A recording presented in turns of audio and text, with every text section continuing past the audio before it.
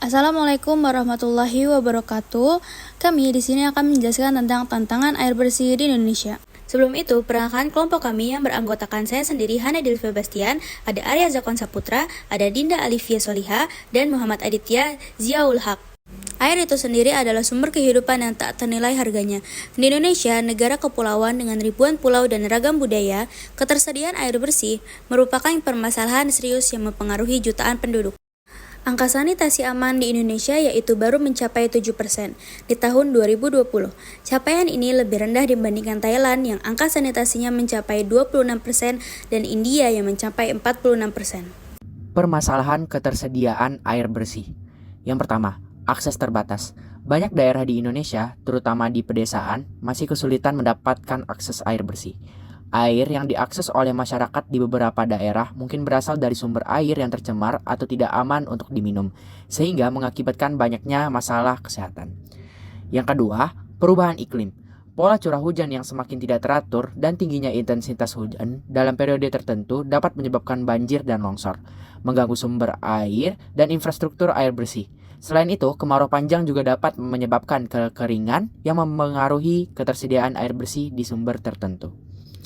Yang ketiga, kurangnya investasi dan pengelolaan yang efisien. Kurangnya investasi dalam pengelolaan air bersih, terutama di daerah pedesaan, telah menjadi hambatan besar dalam mengatasi permasalahan ini. Sistem distribusi air di banyak daerah tidak memadai dan memerlukan perbaikan yang signifikan. Solusi untuk permasalahan ketersediaan air bersih. Yang pertama, peningkatan infrastruktur air. Pemerintah harus berinvestasi dalam pembangunan dan perbaikan sistem air bersih, terutama di daerah pedesaan. Ini melibatkan pembangunan sumur, peningkatan pipa distribusi, dan perbaikan instalasi pengolahan air. Yang kedua, adaptasi terhadap perubahan iklim.